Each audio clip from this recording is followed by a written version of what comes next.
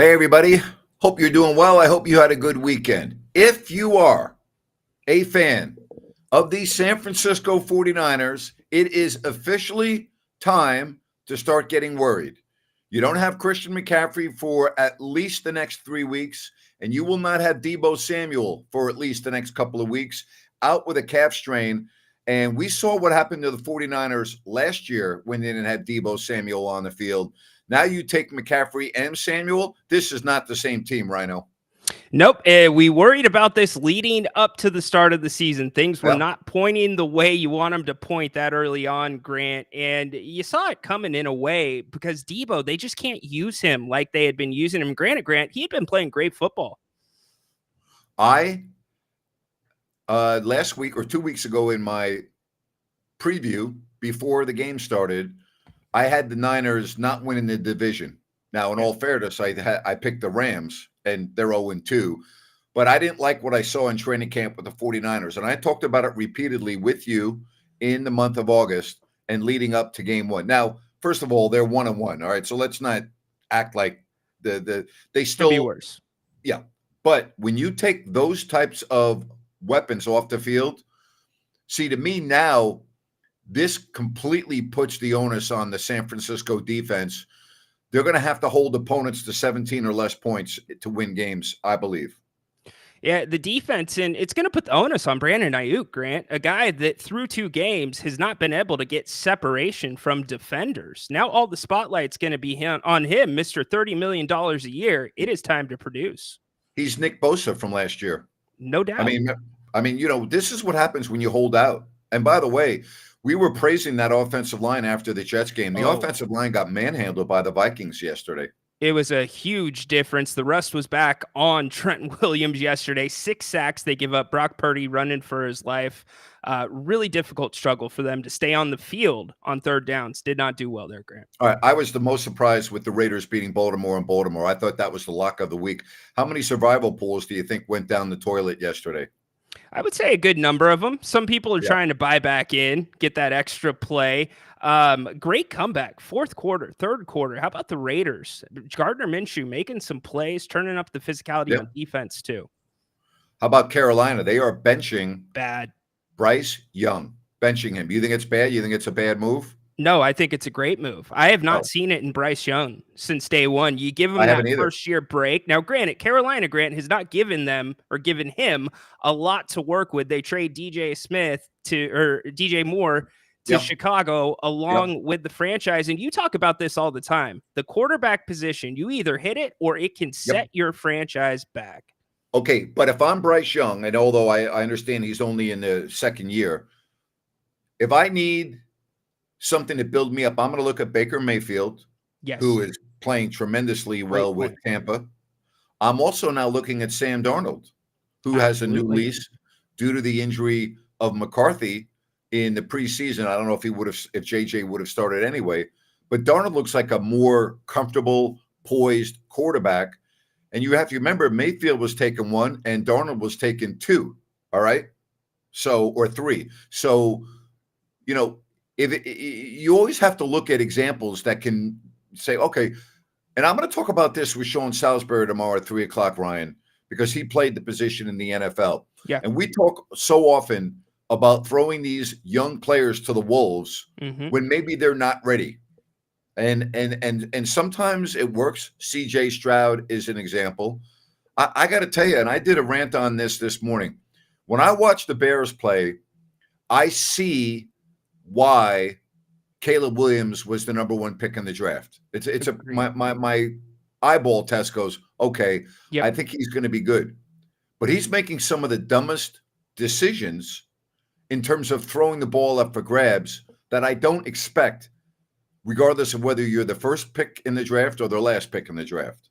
Well, Grant, that's a great question for Sean, number 1. But Sean talked about it last week. The speed of the game changes so much when you get into the league. And I think some of those decisions you got away with in college, especially when you're the Heisman Trophy winner. Speaking of quarterbacks having a resurgence, it's through 2 weeks. Throw Derek Carr into that conversation as well. That Saints offense has looked explosive. But to your point about Baker and your point about guys, Sam Darnold, they're getting to run different offenses. You look at Darnold yesterday, you look at Baker yesterday, both of them were able to escape heavy pressure at times and get out of the pocket, two things that they never really did in their previous stops.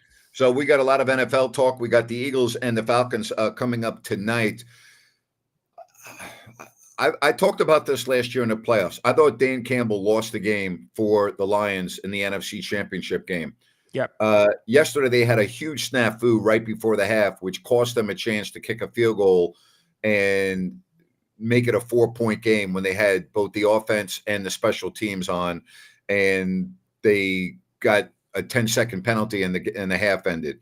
And again, I appreciate Dan Campbell coming in after the game and saying this loss is completely on me. I've got to do better, blah, blah, blah. Well, just do better then. And again, I understand that he's done very well there and he's turned around the program, but he's also made some real errors that I don't think a coach should be making. Yeah, very emotional in the press conference afterwards, completely on him, as you said. The NFC Championship bears a little bit more weight because of the game that you're in, but I see this as a learning process, and maybe we see it differently. This team, he's a first-time head coach. This team on the rise, they seem to be building the right way. I think it's taking your bumps and your bruises, but you got to start learning from your mistakes at some point. Well, that division now looks a lot better than I thought it was because I didn't have Minnesota, and I've watched Minnesota play both their games, and I think I don't want to say they're Super Bowl caliber, but they're playoff potential caliber because of their defense. And Detroit's going to be good. We know that. And when I look at Green Bay, and if they can survive without Jordan Love and they get him back, I still think Green Bay is going to win the division. They were close to getting him back, apparently, but Malik Willis did enough to get by. I think we can say Chicago. I think they're out of it. I know it's only through 2 weeks. I just don't see them coming around. They're not good enough. Yeah. All right. Kevin says biggest surprise team in the league. First of all, I don't like talking about biggest surprises in the league after 2 weeks. But since you asked the question, I would say, what the Vikings have done. Now, they beat a bad Giants team, but they didn't beat a bad team yesterday. They beat a good team. I think they got a good break. I think you got San Francisco at a perfect time. You got them coming off a short week, an emotional win on Monday night at home without Christian McCaffrey. So if I'm the Vikings, you got the Niners right where you wanted them. That was a schedule game. Yeah, and that's a tough place to play. That's only going to get harder as the season goes on. So credit to the Vikings. They'll have that advantage. But again, if I'm going to pick one team, I'm going to pick the Saints. If I'm going to pick my surprise team after 2 weeks, I'm going to go, well, I have 3 teams. All right. Yeah. I'm picking the Saints, the Vikings, and I'm picking the Steelers. And I should never, ever, ever doubt Mike Tomlin and the Steelers. Now, they haven't had the toughest schedule, but Mike Tomlin finds a way to win. That's just what Mike Tomlin is about. His team's always 500 or better every year. Now, I understand there are 17 games now, so the mathematics doesn't work the way it used to. But Mike Tomlin has his team competitive every single year and relevant every single year. Doesn't matter who's quarterback. Doesn't matter who's this, who's that. I think the guy's a tremendous football coach. He's a great football coach. That's why he's been there so long. I know Steeler fans get tired of having Tomlin at points when they don't get Super Bowls, but he brings it. That defense is stout, and it always is, as you said. I'm going to throw Tampa Bay in there as well. Yeah, but you thought they were going to be pretty good before the season started, right? I thought they were going to be pretty good, but there's a lot of people that did not think that the 2 quarterback system was going to work out well. And I think for this time being, it's Justin Fields' job. You don't even risk bringing back Russell Wilson. Whoa. You said Tampa Bay. Did you mean Pittsburgh? Yeah. No, I was bouncing back and forth. Yes, Tampa Bay I thought was going to be good as well. Pittsburgh, I thought their defense was going to be good, but I did not think they were going to be good. Tampa's not my surprise team because there's nothing that they've done that have surprised me this year. What Pittsburgh's done has surprised me. What Minnesota's done has surprised me. And, let's talk a little bit about your Seahawks. Yeah, they have pulled through. Now, it hasn't always been pretty. Last week against New England, 2-0. The defense is there, showing up for first-time coach McDonald. The receiving core, Geno Smith, he had a great passing game. Usually with the Seahawks, Grant, the passing game goes off of the running game. Yesterday, the running game was nearly non-existent, and Geno Smith is pulling through. So could this division be up for grabs? Very well could be. They're going to need more power, though, from their running backs. Big injury for Kansas City. Pacheco's out for about 6 weeks. That's going to really hurt them. Absolutely. That was a nasty hit. The fold back tackle. Oh boy. Boy. Oh boy. Yes, it was. So anyway, we love talking about the NFL. Give us a call if you want. We would love to be able to talk to you about any of the games that were played yesterday. And how about the Cowboys at home? I'm okay that they lose if I'm a Dallas fan. I mean, but to get embarrassed. I mean, so think about this, Rhino. The talk this past week in the NFL was the Dallas defense against the Cleveland offense in week one, right? They stymied him. It was a brick wall. Yep. That same defense yesterday at home couldn't stop the New Orleans Saints on any drive. The Saints went up and down the field at will. So you ask yourself, what the hell happened in a week is the Saints offense really that good? I mean, the Dallas defense looked like, warm butter yesterday. Yeah, it looked really bad. Pressure was not there. The secondary was getting cut up, as you said. I think the Saints, I think they might be a little bit of a surprise. And I know you had them in there, but their offense is explosive. And a lot of that, Alvin Kamara playing his tail off right now. But Dallas, I will say this, because I want to bring this back to San Francisco really quick. Look at the difference between CeeDee Lamb and Brandon Ayuk. Both guys that held out for relatively the same amount of time. Night and day. Night and day. Not even close. All right. I disagree with you about New Orleans for this reason. Derek Carr has not shown me the ability to be consistent throughout a season. That's number one. Yep. Number two, I am not a Dennis Allen fan. I don't think he's a good head coach, and I think that will bite them. So let's see. They're off to a good start. I give him a lot of credit, but I'm not sold on Derek Carr to be consistent enough to get it done. And that division right now, all of a sudden, this game tonight is going to tell a lot. Will the Falcons be that third team in that division along with New Orleans and Tampa? Because if the Falcons lose tonight, that's a bad way to start the season. 0-2 and 2 games already behind your top 2 division rivals in New Orleans and Tampa. Yeah, no doubt, especially with Kirk Cousins coming off of that injury. They've got to find balance, Grant. The Falcons have to get something from Kirk Cousins. Bijan Robinson, incredible talent at the running back position, but Kirk is not going to kill you with his legs, and right now he's not killing you from inside the pocket either. So they've got to be able to get that the field spread out a little bit more.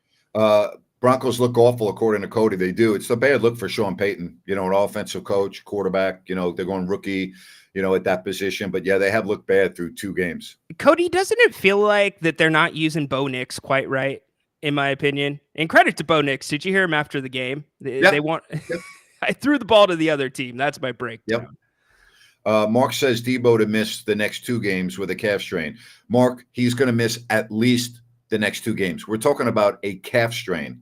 Okay, he's going to miss more than 2 weeks. All right, he makes his living with his legs. He's going to miss more than 2 weeks. Yeah, that comes at such a bad time for them. And this is the easier part of their schedule, Grant. Remember, after game 5, it significantly picks up. I think the Niners have real problems. I mean, if I told you 2 weeks ago that the Niners would have to play a bulk of games, and by bulk, you can put whatever number, but multiple games without Christian McCaffrey and Deebo Samuel, you would have said, uh-oh, right? Yeah, well, you spread it, or you put it perfectly at the beginning. When they're missing one, it's usually a problem. We haven't seen them miss multiple like this. And they're getting a great performance out of the backfield from a guy that has not played a lot of football. But at the same time, that hurts Brock Purdy's game. You've got to get some other.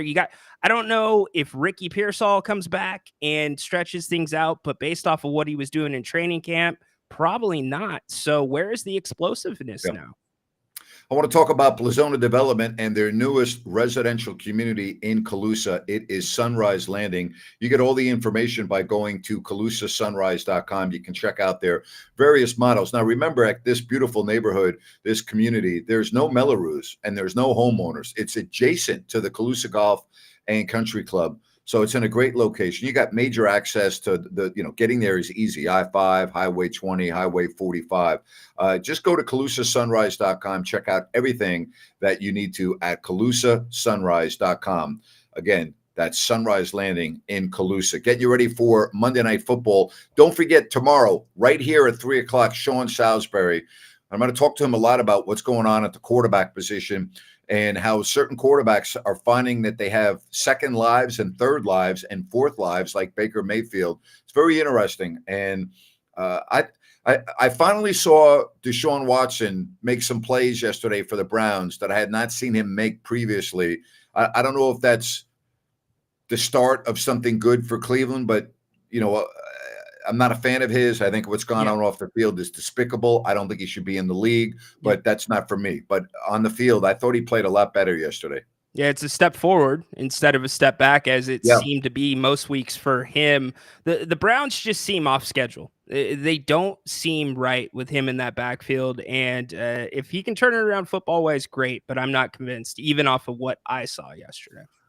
All right, my NorCal says, or Mr. NorCal says, the Rams have key players out with injuries also, and that's who they play next, the 49ers. Yeah, both teams are going to be shorthanded.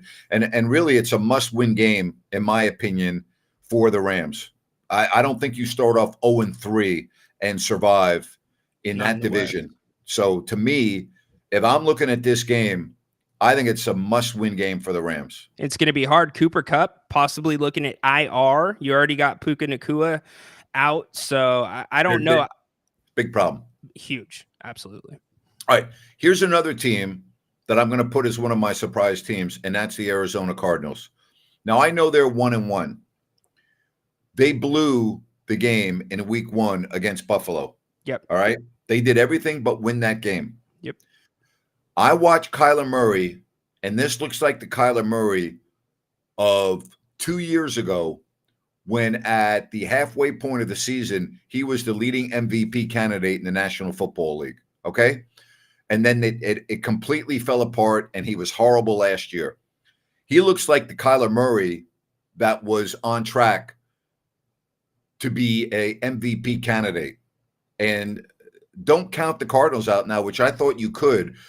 Just based on what I've seen through 2 weeks, they look a lot better than I thought they were going to. Well, Marvin Harrison Jr. is a huge reason for that. Had a great game yesterday. It's just what you said. I got to see Kyler put it together for a full season. There's so many talks or things said about his attention span with football and preparation. He looks great right now, but it's too early for me. Yes, they're putting up a lot of points. Should have won in Buffalo, but I need to see more. The Cardinals usually kind of bleed off. Giants head coach Brian Daboll under heat. Graham Gano entered the game with a groin issue. Yeah. And on the opening kickoff, despite 2 flags being on the field, where you knew the return was going to be brought back, opening kickoff, Graham Gano was chasing the ball carrier down the sideline and pulled a hamstring. He's their place kicker. The Giants missed an extra point. They had to go for it on 4th downs instead of kicking field goals, and it's the reason why they lost to Washington.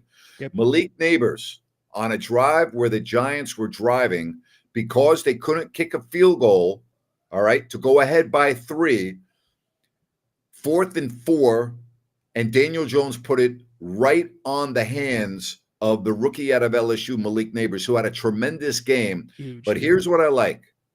After the game, Neighbors said, I feel horrible because I let the vets down on this team because the vets are counting on me, and I know that I let them down. And I thought that was great for a rookie to take that approach. Malik Neighbors is going to be very, very special, but he might be on the wrong team because I think the Giants are so far away from being good. I'm not really sure that Neighbors' greatness is going to make a difference, just like Saquon Barkley didn't make a difference, right? This guy is special. Daniel Jones, by the way, had a tremendous bounce back game. He was he was very, very solid, which I was happy for him because I thought he was treated completely unfairly last week. Unfairly with personal attacks. I'm fine with criticizing a player, but he was attacked personally last week by fans and members of the media. This is the same guy, by the way, okay, that 2 years ago went into Minnesota and played flawlessly in a playoff win for the Giants. That's only 2 seasons ago. So it's not like the guy doesn't know how to play. Yeah, is he worth the money? Okay, you could make the argument, no, he's not. Is he a good NFL quarterback? All right, you could make the argument that he's not a good NFL quarterback. But he was attacked personally last week, and I like the way he bounced back. That shows me something there. I completely agree with you. We talk about the differences in the media markets. It played at a place like New York versus Sacramento. It gets personal. Winning is everything. Yeah. But what were the Giants going to do, Grant? You come off a playoff run that you weren't expecting. Daniel's playing great football. In this NFL, you got to lock that guy up. I mean, really, the move does not look didn't have that a choice. bad. I know. Considering what Jordan Love's being paid, what everybody else is getting on their second contracts. Well, now Daniel Jones is pretty much a middle of the road salary quarterback based on all the recent signings. So, but you know, I always go back to this, and it's the same thing with the Cowboys. When you say you have to, I understand what your meaning is there. But in reality is, if you pay the wrong guy, if you pay a guy that you can't win with, then why are you paying that guy? Because you have the notion in your head that you have to. The backup quarterback for Dallas, in my opinion, is better than Dak Prescott in Rush. When he played for Dak Prescott, when Prescott was injured, he was 4-1, and the Cowboys' offense was moving up and down the field at will, and he looked like the guy. And if you think that's crazy, well, go talk to Kurt Warner, go talk to Geno Smith, go talk to Brock Purdy, who was a third-string quarterback. There are a lot of good quarterbacks right now on NFL rosters that we don't know about because they have not been able to step on the field. So I personally think that, and I said this the day it happened, I think the Cowboys made a drastic mistake in paying Dak Prescott $240 million because he's not the right guy. So when you say you don't have a choice, yeah, you do have a choice. You do have a choice. You can cut your losses and move on, and you can say to yourself as an organization, you know what? This guy's good, and Dak's good. All right. He's not chopped liver. He's a good quarterback, but he's not a quarterback that we can ultimately reach the goal that we have set forth for our franchise, and that's getting to a Super Bowl and winning a Super Bowl. He's not that guy. Lamar Jackson is not that guy. No. Lamar Jackson is flashy. He's athletic. He's fun to watch. He gravitates you towards the TV. But if you were going to take a quarterback in the NFL, 5 quarterbacks, 5, to win you a big game, Dak Prescott and Lamar Jackson would not be on anyone's list in the National Football League, and yet they're among the highest paid players in the league. So think about that for a minute. If you had to win one game and you had a choice of choosing 5 quarterbacks to win that game, Prescott and Jackson would not be on anyone's list. End of story. I don't need to say anything else. It's a fair point. You know, one guy I do want to talk about that I think is definitely on everybody's list, Grant, last night convinced me that CJ Stroud, although he is not close, he is the closest thing in the NFL to 15 in Kansas City. I agree with you. I think CJ Stroud has an ability to be the next great quarterback in the National Football League. I agree with you. For what he's done in his second week of his second year is remarkable to me.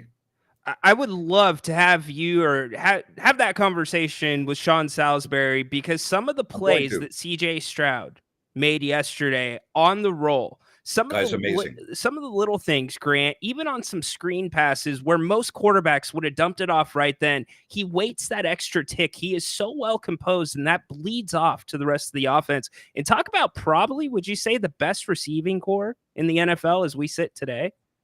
In Houston, Nico Collins, Tank Dell, yes, I would. Stephon Diggs. I would. Yeah, I would. And ask yourself this: what would have happened if Houston had the number 1 pick in the draft and Carolina had the number 2 pick? Would have Houston taken Bryce Young last year? He was the consensus. So again, sometimes things just fall in your lap. And CJ Stroud looks like the real freaking deal. I think Houston is a Super Bowl caliber team. And I would say this, and I had them going deep in the playoffs before the season began. I believe that Pacheco is going to have a very adverse effect on the Chiefs. Now, I should know better than this because it seems like whenever Andy Reid loses a key part of his offense, they don't miss a beat because they have the best quarterback in football. But he does a lot of things for that Chiefs team. Yeah, he's kind of that Swiss Army knife. He can do a little bit of everything. The one thing I would say is Travis Kelce has not been utilized very much over the first 2 games. Maybe he gets a little Yeah. bit of a bigger role, but whenever a Chiefs skilled guy goes down, it seems like they grow one and they pop Yep. back up the next week. Checking in from the skies above Nevada. Adam, safe trip. I hope where you going, buddy. You know, I got to tell you, Travis Kelce looks a step slow to me this year. A I've little watched bit, him. yeah. Yeah, and again, he's not a young pup anymore, but I would agree with you. His role is now going to change. I love talking NFL football on Mondays, don't you? I mean, Oh, it's it's the the best. best. Yeah. It's the absolute best. We're gonna have a fun matchup tonight between the Falcons Yep. and the Eagles. It's gonna be one up front. Can't wait for that. Who do you like? I like the Eagles. I think even though you're missing AJ Brown, I think Saquon keeps rolling. They've got a couple guys behind him as well that can run the ball well. I don't see the Falcons pulling this out. How about you, Grant? Yeah, I think Philadelphia showed me a little something last week, and I think they are going to seize an opportunity to go up and solidify that they're still the team to beat in this division. Yeah. What happened in the second half of last year, I still can't believe what I saw. But I'm going to pick Philadelphia in this game too. But I would also say, we always talk about, don't make too much early in the season in the National Football League. Atlanta won their opening game, but they lost.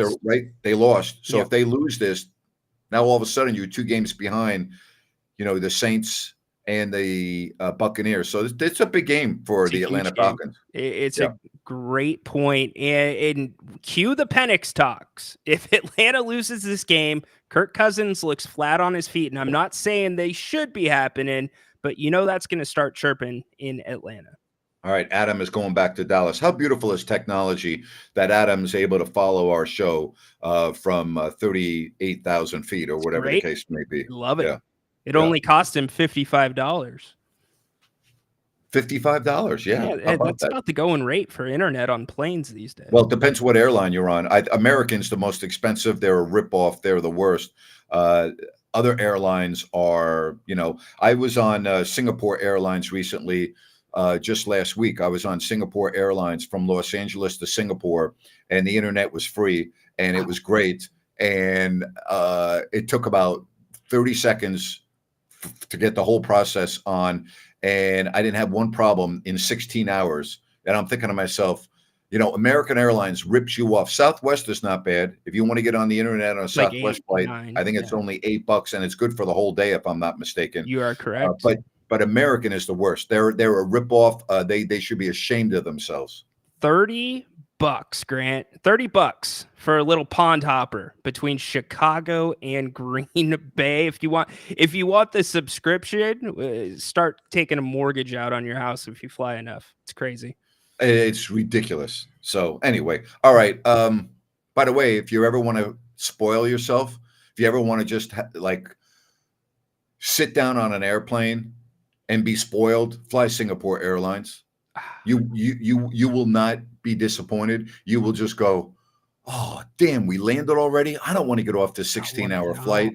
God, can I just hide in the bathroom and while they clean it and go back for the 16 hours that I was just on? That's what Singapore Airlines is like.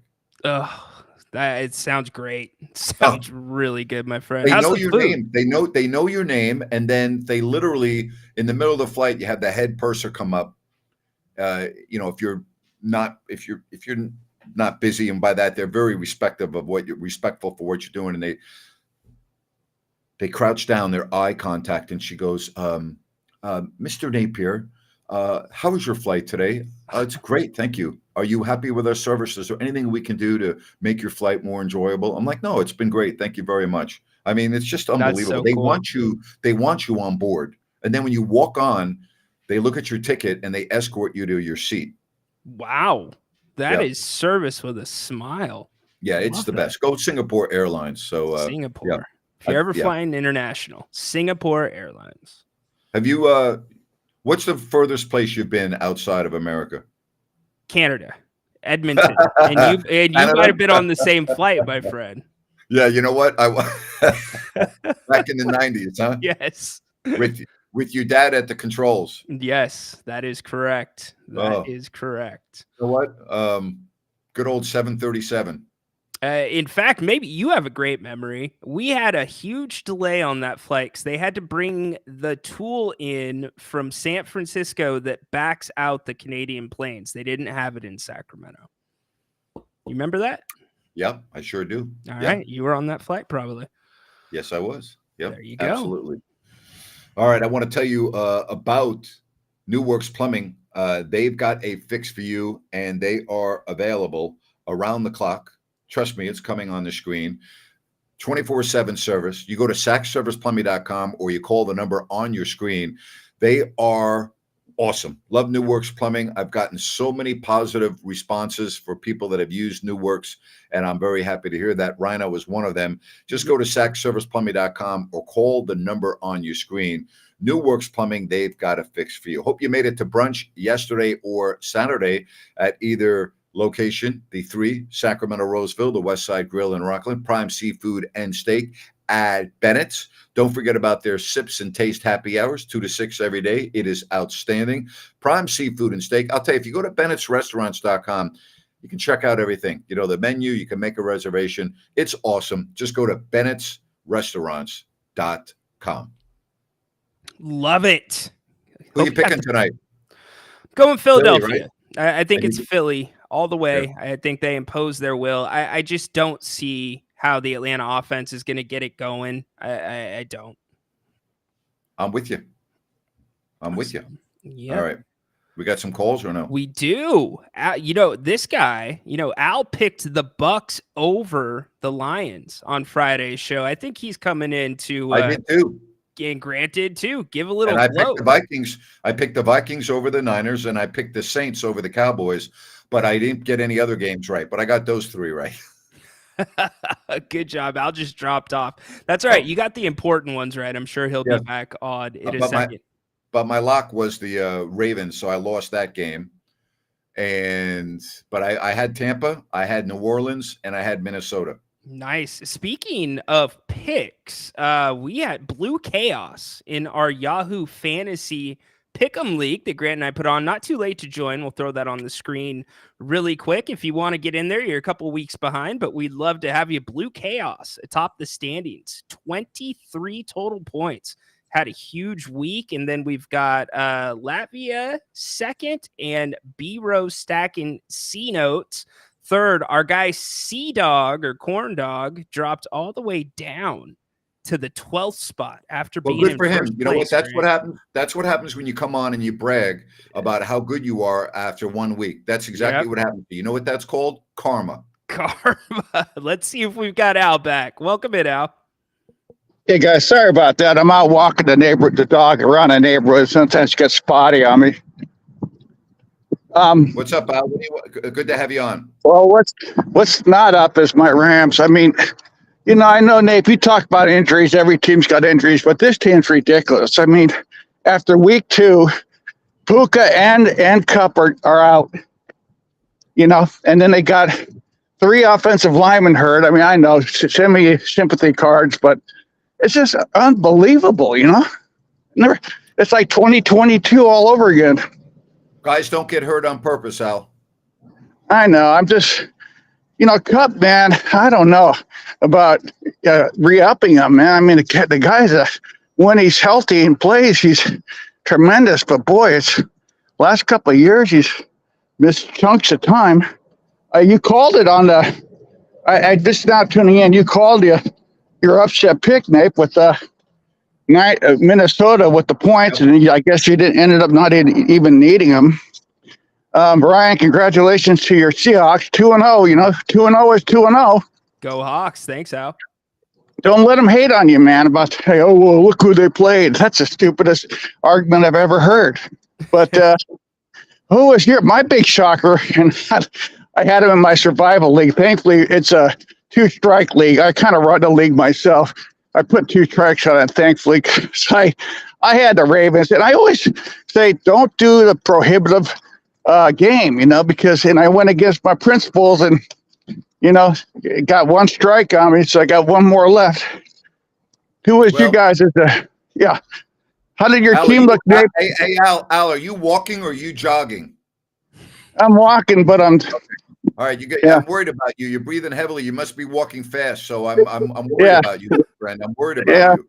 Yeah. After watching my Rams just not even compete, it was embarrassing, man. I'm telling you, embarrassing. All right. What was your big surprise for the weekend? New Orleans. Not the fact that they won. I picked them to win, but I didn't think they would destroy Dallas. Yeah, boy, I tell you, that team.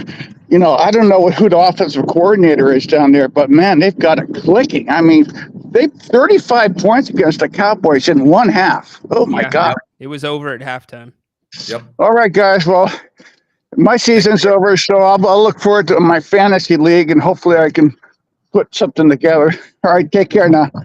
Take care. Thanks, Al. Bye-bye. I'm worried about Al. Yeah, did you hear? It sounded like the dog started running after him too. Did you hear the hoo, hoo?